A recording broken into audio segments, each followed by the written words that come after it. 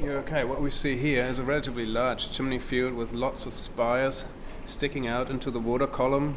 Um, some of them vent low temperature fluids, which are, quite important for the biota. From the in terms of biology, you can see all those big bush-like things. Those are the stalked barnacles. They get really, really long, these stalks, and they occur in these really large aggregations, which is really cool. Well, what we see here is another sort of zone where hot fluids come out of the seafloor. These fluids get heated up by the magmas, which sort of underlie these fields, which underlie these volcanoes, which heat up these fluids, which then get spewed out, expelled into the water above and form these chimneys. What we see here is, this black smoke coming out of these chimneys. Black smoke means these fluids are very, very hot, at least in the order of 250 to 300 degrees Celsius. So, and this is small metal particles. When these fluids, when they come into contact with the cold seawater, the ambient seawater temperature is about 1.5 to 2 degrees. They precipitate out and form these clouds of black smoke. And then you can see these animals that live on there. The barnacles are farther away, closer in. You see some different ones. You can see those large red scale worms that are there, probably feeding on those bacterial mats. You can see the large snail. Well, what we see here is a green mineral, which is a copper, build up with time, as these fluids continue to circulate through the rock and then get spewed out onto the sea floor. You can see this really furry, hairy crab, which is really cool. The hairs on its legs, sometimes it can grow bacteria on them and feed off of them. You can see some of the other animals around, some more regular barnacles that are non-stalked kind that live just attached to the rock.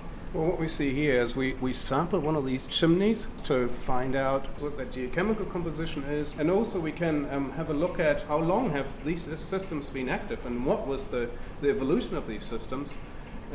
So it gives us really valuable information, about the longevity and the composition of these hydrothermal vent fields. What we see here is we deploy a temperature probe in order to see, how hot these fluids are. That's also quite important to know. And there's a white zone at the edge of where the fluid comes out. This is boiling hot water.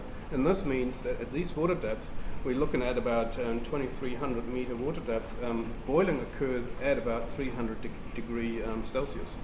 Here we can see some squat lobsters in amongst with all the stalked barnacles, some zooarcid vent endemic fish swimming among them, but these huge fields right on the periphery. And then when you get closer, you can start seeing these different kinds of organisms. Here you can see a really nice paralvenellid worm that looks like a little palm tree with the orange tentacles sticking out. They live really, really close to the hot fluid, based on chemosynthesis, converting the energy within the chemicals in the vent fluid into food for other organisms.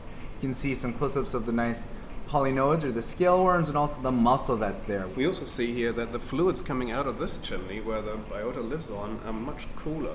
So they have a clear appearance, but you see the shimmer in the water. So they still have an elevated temperature. They're probably in the order of between 20 and let's say 80 degrees Celsius, but they're much cooler than the fluids which form the black smoke, like this one.